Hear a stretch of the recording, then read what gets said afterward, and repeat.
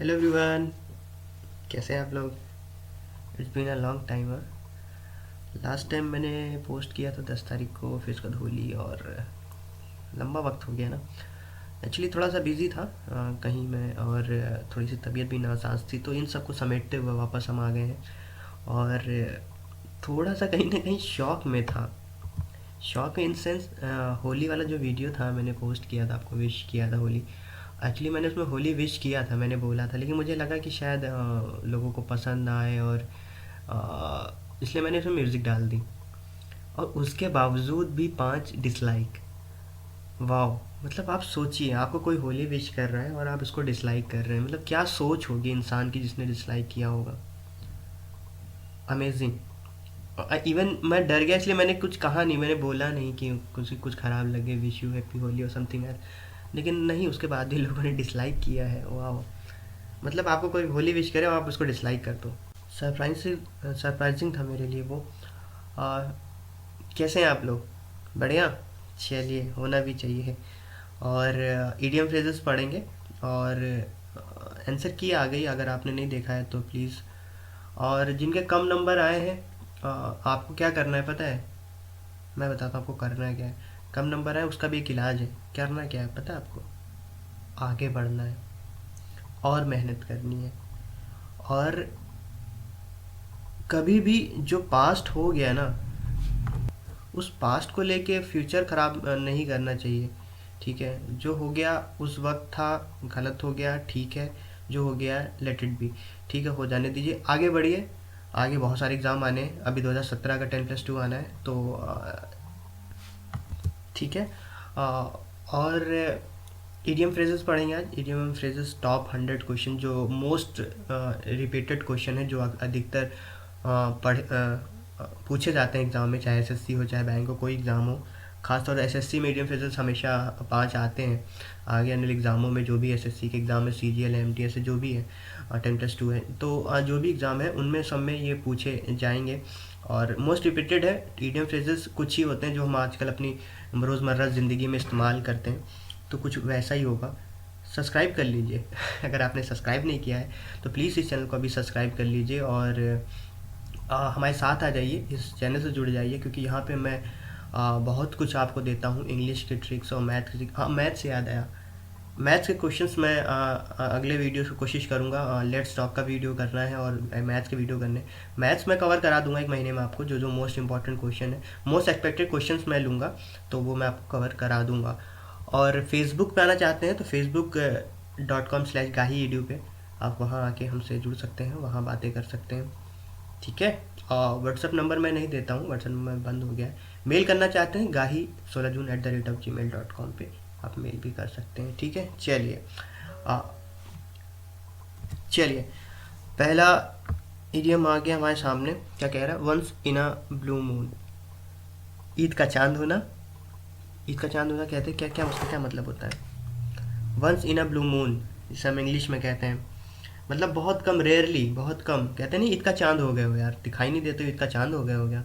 बोलते हैं something that happens very rarely, बहुत कम होता है। जो चांद की बात होती है, फुल मून चांद बहुत रेयरली दिखाई देता है। कितने दिनों में, एक साल, सॉरी साल के 1 महीने में एक बार दिखाई देता है। तो वंस इन अ मंथ होता है, तो कुछ चीज़ जो बहुत रेयरली होती है, once in a blue moon. ठीक है, बहुत रेयर चीज़, बहुत रेयरली दिखाई देना, उन्हें हम कहते हैं, ईडियम कहते हैं, once in a blue moon. ठीक है। ठीक है। Once in a blue moon मतलब जैसे हम अपनी रोज़मर्रा ज़िंदगी में कहते हैं, ईद का चांद होना, मतलब बहुत ज़्यादा रेयर, बहुत ज़्यादा रेयर हो गए हो, बहुत ज़्यादा कम दिखाई देते हो। ठीक है। तो once in a blue moon, ये फ्रेजेस, इंडियन फ्रेजेस जो मैं बता रहा हूँ, ये बहुत ज़्यादा रिपीट होते हैं एग्ज़ाम में, तो प्लीज़ इन्हें गौर से देखें। Beating around the Bush. Beating around the Bush मतलब वो इंसान जो फिजूल की बातें करते हैं लोग, जैसे टू द पॉइंट में नहीं आना, अवॉइड द मेन टॉपिक। जो लिखा है ना, अवॉइड द मेन टॉपिक, मतलब बहुत सारी बातें कर रहे हैं, लेकिन मेन जो जिस टॉपिक पर हम चर्चा कर रहे हैं, जिस टॉपिक पर हम बात कर रहे हैं, वो बात नहीं करना। घुमा फिरा के बोलना वाले को हम कहते हैं बीटिंग अराउंड द बुश। उस इडियम को कहते हैं बीटिंग अराउंड द बुश, मतलब कहते नहीं है कि फिजूल की बातें करना, या मतलब जो भी एक इंसान होता है ना, बेटा है ना। इसका बेस्ट बेस्ट एग्जांपल जो है वो पॉलिटिशियन है। ठीक है, उनसे पूछिए कुछ, वो जवाब कुछ देते हैं, वो मेन टॉपिक पे बात ही नहीं करते हैं। फॉर एग्जांपल हमारे जो एडिटर होते हैं या रिपोर्टर्स होते हैं, इनको कम करना और फिजूल की बातें ज़्यादा करना, beating around the Bush, avoiding the main topic, ठीक है, अवॉइडिंग द मेन टॉपिक, जिस टॉपिक बात हो रही है वो टॉपिक छोड़ के बाकी सारी बकवास करना, मतलब इडियम को कहते हैं beating around the bush. Chip, एक minute, chip on your shoulder, मतलब जो कोई चीज़ के लिए डिप्रेस्ड होना या थोड़ा सा लो फील करना, जो अभी अभी आपके साथ हुआ है, तो उसे हम कह सकते हैं chip on your shoulder. Meaning क्या कह रहा है, when something is upset about something that happens a while ago, कुछ देर पहले कुछ आपके साथ बुरा कुछ हो गया, कुछ ऐसा जो आप नहीं चाहते थे, उसके लिए डिप्रेस होना, उसके लिए दुखी होना, उससे हम कहते हैं चिप ऑन योर शोल्डर। ठीक है, चिप ऑन योर शोल्डर मतलब कुछ भी जो चीज़ आपको दुखी कर गई कुछ थोड़ी देर पहले, उस टर्म को हम इडियम में कहते हैं chip on your shoulder. Cry, एक minute, cry over milk, split milk, वो कहते हैं ना देशी भाषा में अपने, अब पश्चात होत क्या जब चिड़िया चुग गई खेत। ठीक है, उस चीज़ के लिए कंप्लेन करना, उस चीज़ के लिए डिप्रेस होना जो हो चुका है, कंप्लेनिंग अबाउट लॉस और फेलियर फ्रॉम द पास्ट। अब पश्चात होत क्या जब चिड़िया चुग गई खेत। ठीक है, अब एग्ज़ाम का रिजल्ट आ गया है, जो भी आपके नंबर आ गए हैं उस पर रोने से कोई फ़ायदा नहीं है। क्राई ओवर स्प्लिट मिल्क, ये बेस्ट एग्जाम्पल है। अगर आपने एग्ज़ाम दिया है और नंबर ख़राब आए हैं तो उस पर क्राइंग ओवर स्प्लिट मिल्क वाला ये जो है जुमला, ये जो इडियम है बहुत बेस्ट बैठता है। ठीक है, अब उस पर रोने से कोई फ़ायदा नहीं है, अब उस पर पछताने से कोई फ़ायदा नहीं है। ठीक है, जो चीज़ हो गई है उस पर पछताने से कोई फ़ायदा नहीं है, तो don't cry over split milk. ठीक है, हमेशा आगे की सोचें, आगे बढ़ें। ठीक है, देशी भाषा में लोग कहते हैं अब पश्चात होत किया जब चिड़िया चुग गई खेत, जब कभी कुछ हो गया तो अब उसे पछताने से, अब उसे लॉस पे रोने से कोई फ़ायदा नहीं है, उसे कहते हैं क्राई ओवर स्प्लिट मिल्क। चलिए, स्पिल द बीन्स, ये टर्म बहुत ज़्यादा इस्तेमाल होता है आजकल के जो भी इंग्लिश जब भी हम बोलते हैं, और ये स्पिल द बीन्स ये बहुत ज़्यादा split the bean, spill the bean बहुत ज़्यादा बोला जाता है। टू डिस्क्लोज अ सीक्रेट, किसी चीज़ को डिस्क्लोज करना, किसी सीक्रेट को डिस्क्लोज करना, किसी चीज़ को, जैसे don't spill the beans what we are talking here. ठीक है, don't spill the beans what we are talking here, don't spill the bean, कहते हैं ना कि प्लीज़ उसको मत बताना, ये बात उसको मत बताना, ये बात उससे मत कहना, तो वही कहेंगे spill the beans, don't spill the beans. ठीक है, सीक्रेट, फोटो दिख रही है ना, सीक्रेट रिवील करना, स्पिल द बीन्स मतलब किसी चीज़ को डिस्क्लोज कर देना, मतलब कोई चीज़ जो दो लोगों के बीच की छुपाई हुई बात है जो तीसरा जाकर डिस्क्लोज कर दे, उसे कहते हैं स्पिल द बीन्स। ठीक है, टू डिस्क्लोज अ सीक्रेट। ठीक है, don't disclose the secret, please उसे मत बताना, उससे मत कहना प्लीज़, ये तो उसे हम इडियम फ्रेजेस टर्म में कहते हैं स्पिल द बीन्स। अमूमन girls are doing this, why, piece of cake, ये तो मेरे बाएं हाथ का खेल है, इसे कहते हैं पीस ऑफ केक। मतलब कुछ भी काम जो आप इजीली कर लेते हैं। ठीक है, जैसे कोई क्वेश्चन, जैसे यहाँ सेंटेंस क्या है, I thought that the problem would be tough but it turn out to be a piece of cake. मुझे लगा ये प्रॉब्लम बहुत टफ होगी, लेकिन ये तो मेरे बाएं हाथ का खेल है, ये तो मेरे लिए बिल्कुल कुछ भी नहीं था, इट इज़ लाइक दिस। ठीक है, तो कुछ भी जो काम बिल्कुल ईजिली आप कर लें, बहुत ईजिली, जो भी बिल्कुल आपको उसमें समस्या ना हो, प्रॉब्लम ना हो, दिक्कत ना हो, उससे हम कहते हैं इंग्लिश टर्म में, उस टर्म को फ्रेजेस में हम कहते हैं, इडियम फ्रेजेस में कहते हैं पीस ऑफ केक। ये this work is piece of cake for me. ठीक है, ये काम मेरे लिए बिल्कुल बहुत आसान है। ठीक है, बहुत नथिंग फॉर मी। ठीक है, ऐसा कह सकते हैं पीस ऑफ केक। ठीक है, बहुत वो काम जो आपके लिए बिल्कुल दिक्कत ना दे, आपके लिए चुटकियों में कर दें आप उस काम को, उससे कहते हैं पीस ऑफ केक। जैसे हम हिंदी भाषा में डायलॉग में क्या कहते हैं, ये तो मेरे बाएं हाथ का खेल है, तो मैं ऐसे ही कर दूंगा। ठीक है, वो, हाँ, अगला सेंटेंस क्या है, कम हेल हाई वाटर, आंधी आए तूफान आए, आगे बढ़ना है और चट्टानों से लड़ना है। दृढ़ निश्चय, जिसे हम कहते हैं ना जब ठान लिया है तो करना है। कम हेल और हाई वाटर, चाहे तूफान आए, चाहे समुंदर, चाहे तूफान या कश्ती कुछ भी रोके, मैं नहीं रुकूंगा। क्या कह रहा? Possible obstacle in your path will not stop you, मतलब कुछ भी अब आपको रोक नहीं सकता, जो आपने सोच लिया वो आपको करना है। I have decided that come hell और high water I will become engineer, अब चाहे कुछ भी हो, कुछ भी आए, मुझे इंजीनियर बनना है। कम हेल और हाई वाटर, ठीक है, कम हेल और हाई वाटर, इस जुमले का, इस इडियम फ्रेजेस का हम इस्तेमाल करते हैं। हम कहते हैं ना अब आंधी आए तूफान आए, अब तो लड़ जाना है, अब तो कर जाना है, तो इंग्लिश में उसे बोलते हैं कम हेल और high water, I will do this, I will do that, कुछ भी कह दें, ठीक है। कम हेल और वाटर, कुछ भी आए मैं तो ये करूँगा। एसएससी का फेवरेट है ये, ठीक है, कई बार रिपीट हुआ है। आगे बढ़ेंगे। गोल्डन हैंड शेक, गोल्डन से नाम से लग रहा है, अगर हैंड शेक गोल्डन हो रहा है ऐसा लग रहा है ये रिश्वत दे रहा है, डोंट यू थिंक? हाँ, ब्राइब नहीं, चलो, मतलब वो रकम, वो मनी या वो सम जब दी जाती है जो कंपनी लीव करता है या रिटायरमेंट के बाद दी जाती है, रिटायरमेंट के बाद जो पैसा दिया जाता है उससे हम इंग्लिश में कहते हैं गोल्डन हैंड शेक।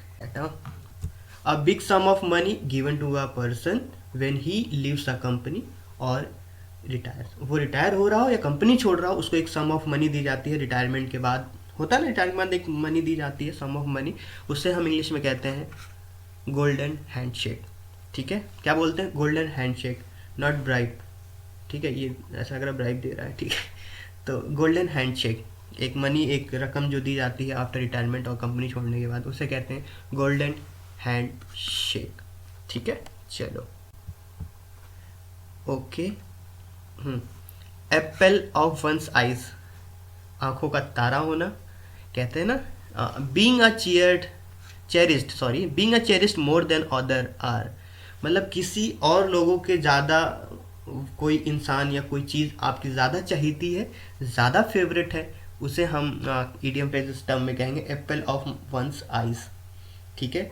होता है ना कि बच्चों में कोई अपना एक फेवरेट बच्चा होता है जो टीचर का बहुत ज़्यादा चमचा ही कहते हैं हम तो उसे ठीक है, तो कोई हो जो जो आँखों का मतलब आँखों में बहुत भाता है, बहुत अच्छा लगता है, तो उसे एप्पल ऑफ वंस आइज कहेंगे।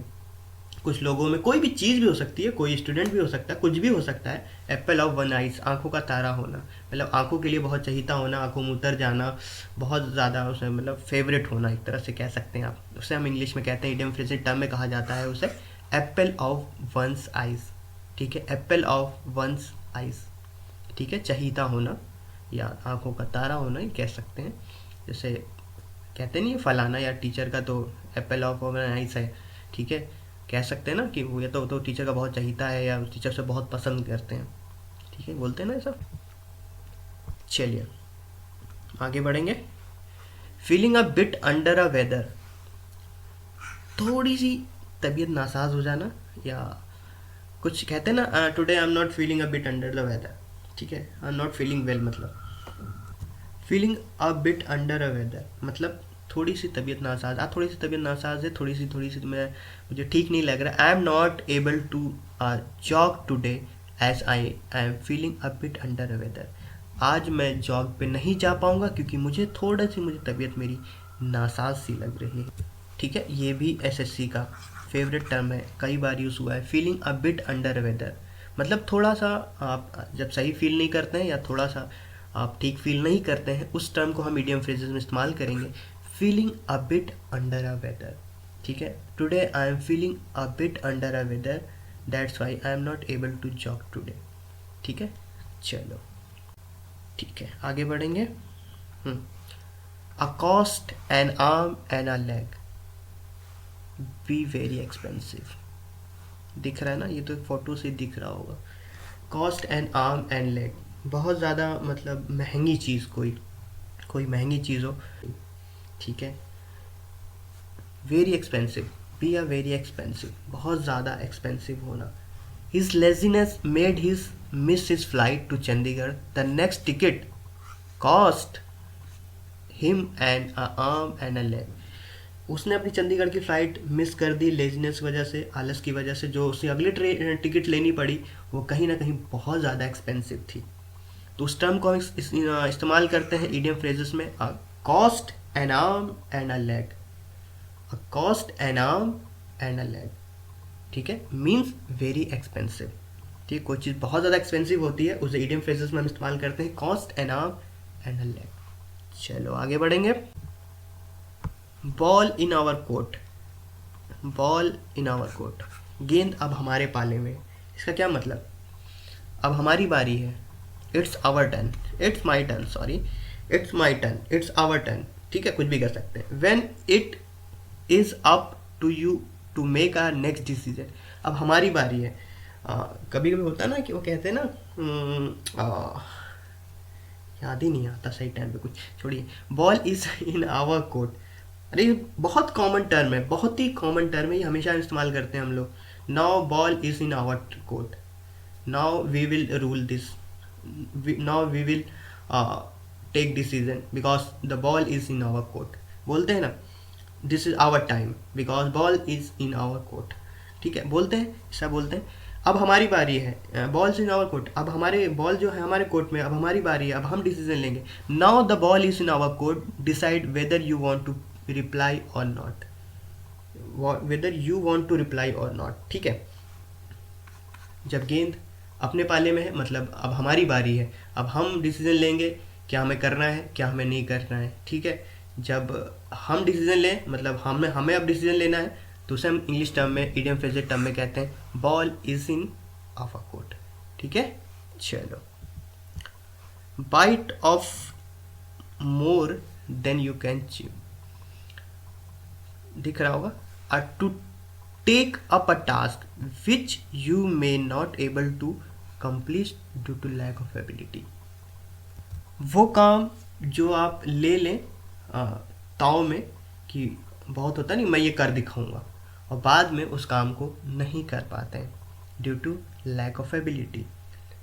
कुछ होते ना बहुत ज़्यादा गुस्से में कोई लिया हुआ डिसीजन, जैसे मैं ये कर दिखाऊंगा, मैं ये कर दूंगा, तो वो नहीं कर पाते हैं, उससे हम टर्म देते हैं इंग्लिश में bit of more than you can chew. ठीक है, to take up a task which you may not able to accomplish due to lack of ability, कोई काम जो लिया गया वो उसे आप कंप्लीट ना कर पाए due to lack of ability. अपनी फोटो में दिख रहा है ना कुछ वैसा ही। ठीक है, bit of more than you can chew, वो काम जो लिया गया तेज में या तैश में और उसको कंप्लीट नहीं कर पाना due to lack of ability. इस टर्म को हम इंग्लिश में कहते हैं a bite of more than you can chew. ठीक है, चलिए, बहुत कॉमन वर्ड लेकिन बहुत ज़्यादा पूछा जाने वाला, कांट जज a book by its cover. ठीक है, आप इसको देख के और इसको देख के नहीं बता सकते हैं कि अंदर कैरेट कितना बड़ा होगा। ठीक है, कोई बुक का कवर देख के आप अंदर नहीं बता सकते हैं अंदर क्या कंटेंट होगा। ठीक है, जैसे एग्जाम्पल यहाँ सेंटेंस में जो दिया है, the house looked impressive in the advertisement, still I made a trip to the house to check everything, it is wise not to जज a book by its cover. जो घर था, घोड़ा कहने जा रहा था मैं जो घर था वो एडवर्टीजमेंट में काफ़ी इम्प्रेसिव दिख रहा था, काफ़ी अच्छा लग रहा था। जब मैं वहाँ गया तो वैसा कुछ नहीं था। जज a book by its cover. ठीक है, कुछ भी देख के जज करना विदाउट उसके अंदर मतलब बिना देखे बिना उसको जज कर लेना, ये थोड़ा सा इनकरेक्ट होता है। ये अपनी लाइफ में भी ये ज़रूर फंडा अपनाइए, किसी को देख के आप उसको जज कर लें कि ये ऐसा होगा ये वैसा होगा। ठीक है, ये सही नहीं होता। कांट जज a book by its cover, कोई भी बुक उसके कवर से जज नहीं की जाती है। वैसे इंसान या कुछ भी चीज़ हो उसे बिना देखे या उसको मतलब एक अलग नज़रिए से देखना चाहिए। उसको अगर जज करना है, उसको किसी इंसान को आप जज करना चाहते हैं तो बात किए बिना उसको जज कर लेना ये कहीं ना कहीं थोड़ा सा अनफेयर होता है। प्लीज़ उससे बात करें, उसका कैरेक्टरिस्टिक फीचर्स जानें तो आपको ज़्यादा समझ में आता है कि वो इंसान कैसा है। वही हम इस जुमला जो है वही डम फ्रेजेस है, वही जो लोकोक्तियाँ हैं हम इस्तेमाल करते हैं, कांट जज a book by its cover. ठीक, किसी को लुक्स के देख के जिसको जज कर लेना ये फेयर नहीं होता है। कैन नॉट जज समथिंग प्राइमरीली ऑन अपीयरेंस, ठीक है, किसी को देख के उसको उस अपीयरेंस को उसके कैरेक्टर को जज कर लेना या उसके फीचर्स को जज कर लेना ये ठीक नहीं होता है। तो इस टर्म को हम इस्तेमाल करते हैं कांट जज a book by its cover. चलिए आगे बढ़ेंगे। Sit on the fence to remain neutral. Since I wasn't aware of the detail, I decided to sit on the fence during the argument between my cousin. होता है ना कि जब दो लोग लड़ रहे हो तो आप अगर उस आर्ग्यूमेंट के बारे में नहीं जानते हैं, क्या मसला है, क्या मामला है, क्या मसला चल रहा है यहाँ पे, तो उस चीज़ पे आपको क्या करना चाहिए, to sit on the fence, to remain neutral, नहीं बोलना चाहिए आपको। कहते हैं जब तुम्हें कुछ पता नहीं तुम क्यों बोल रहे हो, बोलते हैं ना, जब आपको नहीं पता है तो आपको उस मसले में, उस मामले में नहीं पढ़ना चाहिए। उस टर्म को इस्तेमाल करते हैं इंग्लिश में, इडियम फ्रेजेस टर्म में इस्तेमाल किया जाता है to sit on the fence, ठीक है, neutral, neither sit on the fence, to remain neutral. जब आपको कुछ नहीं पता है तो उस मसले में आप शांत रहें, ना बोलें, वो आपके लिए ज़्यादा बेहतर होगा, ठीक है। चलिए फ़िलहाल ज़्यादा बड़ा वीडियो को नहीं रखेंगे, थोड़े थोड़े पार्ट्स में इसको निपटाएंगे। और अगर एक होता भी है, मेरे मानना तो यही है, एक बार में आप 50 ईडियम फ्रेजेस पढ़ लें, आपको याद हो जाए, ये पॉसिबल है ही नहीं। अगर आप 15-15, 20-20 करके पढ़ेंगे, तो वो ज़्यादा याद होगा। पहला पार्ट था, इसका सेकंड पार्ट लेके आएंगे और 1 वर्ड सब्स्टिट्यूशन भी कंटिन्यू करेंगे। मैथ के वीडियो शुरू करने वाला हूँ, कल परसों में मैथ के वीडियो शुरू हो जाएंगे। वो भी हम यहाँ पे एक प्रिपरेशन के लिए शुरू कर रहे हैं, वो भी हम आपको कवर करेंगे पूरा, डोंट वरी। और चलिए फिर चलते हैं। और चैनल को सब्सक्राइब नहीं किया है तो प्लीज़ डू सब्सक्राइब। और thank you for watching this video.